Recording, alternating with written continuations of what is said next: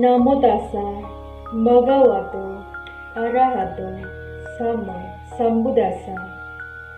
Namo tassa bhagavato arahato sama sambuddhassa. Namo tassa bhagavato arahato sama sambuddhassa.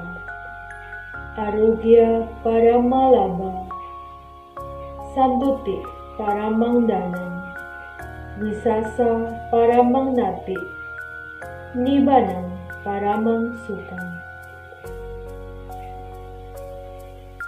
Bapak Ibu serta saudara-saudara Dharma yang berbahagia, terimalah salam Buddhis, Soti Hotu, Namo Buddhaya.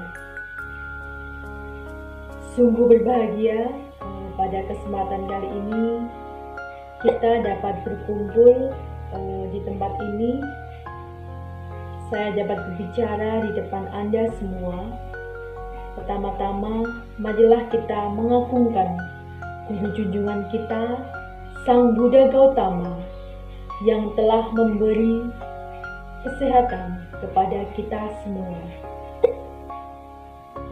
Di sini saya sedikit berbicara perihal kesehatan.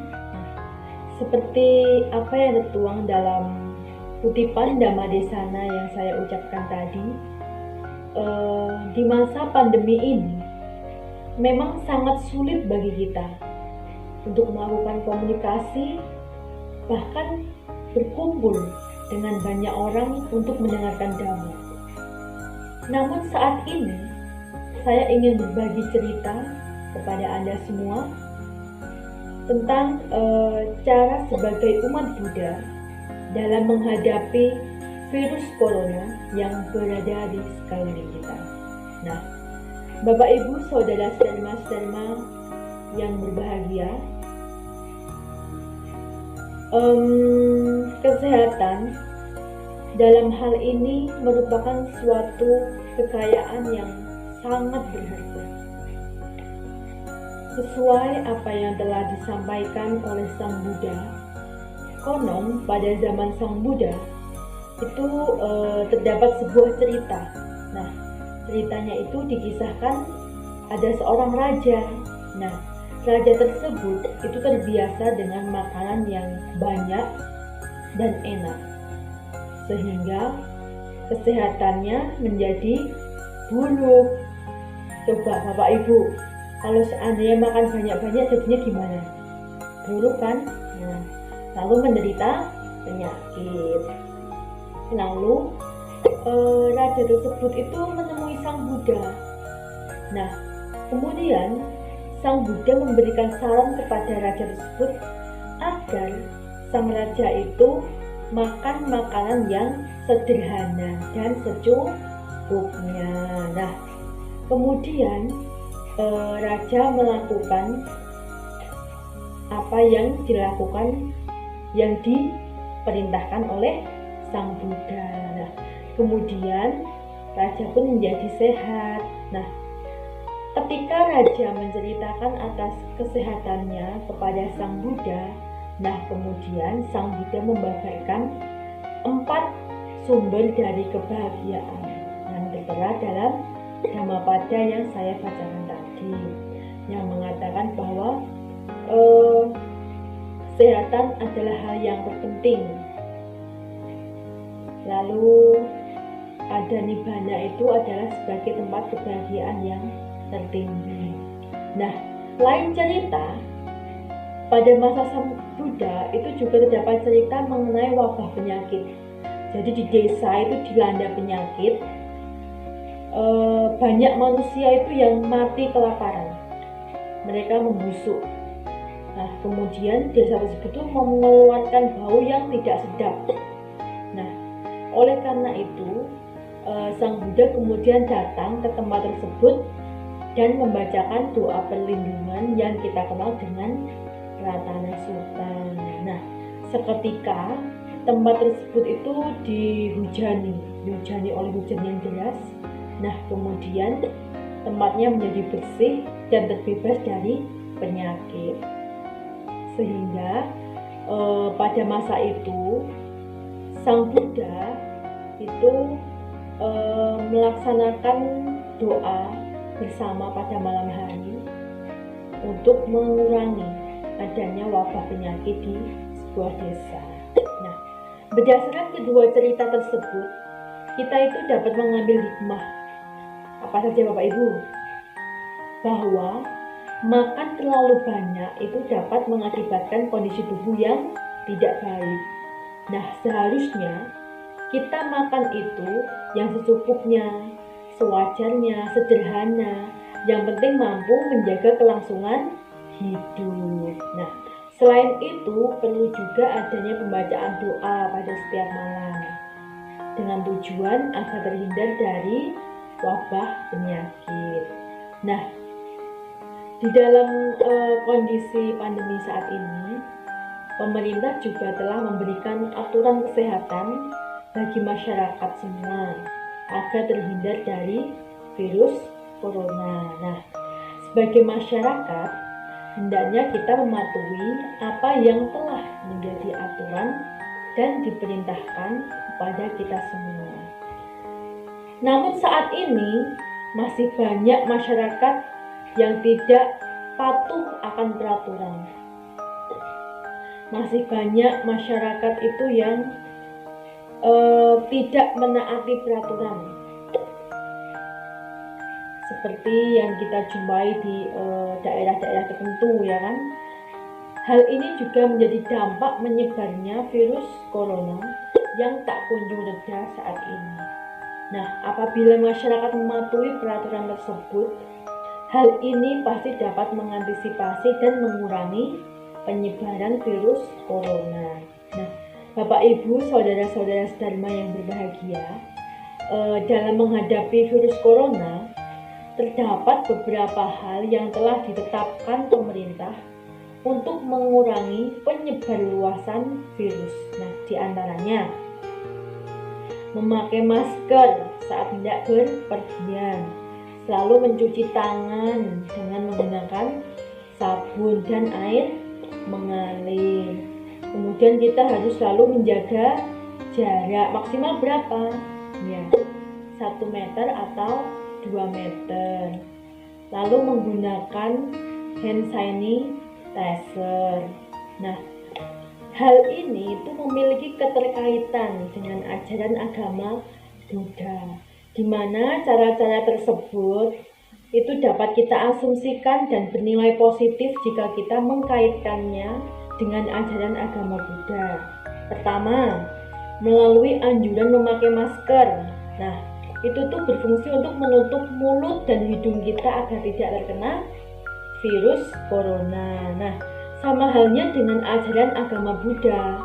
Beliau mengajarkan kepada umat Buddha bahwa kita semua itu harus selalu menjaga mulut agar tidak sampai mengeluarkan hal-hal yang kotor.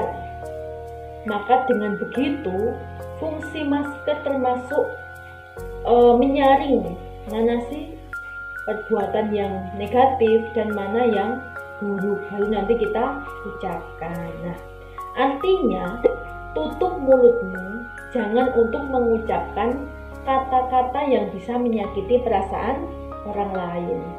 Kedua, selalu cuci tanganmu, artinya bersihkan perbuatanmu. Jauhkanlah perbuatanmu itu jangan sampai merugikan orang lain. Kemudian yang ketiga, menjaga jarak. Itu berarti bahwa kita itu disuruh menjauhkan diri dari kesempatan berbicara yang tidak baik, seperti menggunjing, menggosip orang lain, itu tidak boleh. Nah, Bapak Ibu, saudara-saudara sedharma yang berbahagia, Sang Buddha juga mengajarkan mengenai cara mengatasi penyakit. Nah, itu tertuang dalam Girimananda Sutta dan Abhidhamma Tasanggaha. Nah, di dalam sutta tersebut itu dijelaskan terdapat 4 sebab yang membuat sakit. Pertama, yaitu adanya pengaruh iklim atau dalam bahasa palinya yaitu kutu. Nah, yang tidak sesuai dengan kondisi tubuh. oleh karena itu pada masa pandemi ini cukup beruntung ya bagi kita yang tinggal di daerah tropis.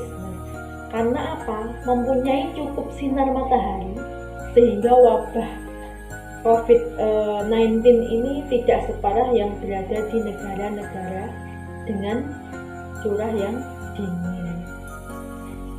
Berjemur di pagi hari itu memang sangat dianjurkan. Nah, kedua, itu disebabkan dengan adanya makanan. Ya, jadi makanan itu sebenarnya tuh apa ya? Sudah seharusnya kita tuh menjaga kebersihan, utamanya mencuci tangan dengan baik agar bibit penyakit tidak masuk ke dalam tubuh. Nah, berusaha mengonsumsi makanan sehat untuk mencegah penularan penyakit.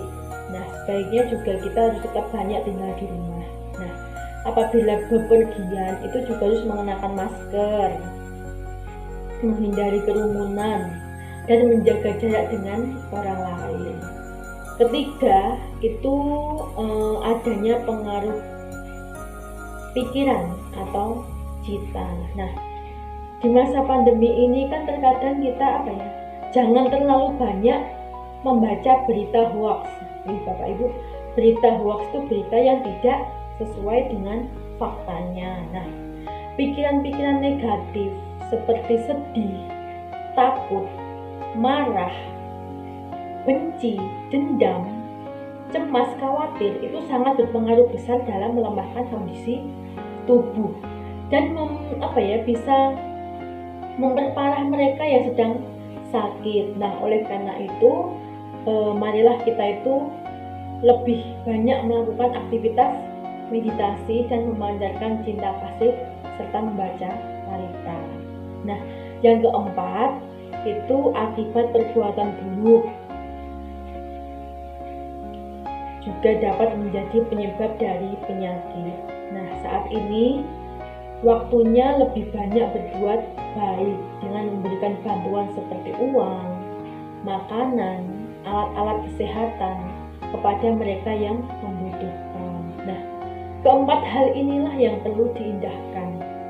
Jadi, penyakit yang timbul itu tidak cukup hanya dihadapi dengan sembahyang, doa saja, atau membaca parita saja, itu tidak.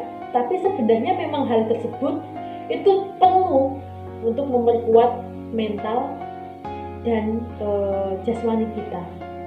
Selain itu, tidak semua penyakit itu akibat dari karma buruk. Namun, penyakit itu juga dapat timbul karena pengaruh iklim, makanan, dan juga pikiran kita. Kemudian, Bapak Ibu, marilah kita perhatikan keempat pengertian Dhamma sebagai pedoman kita.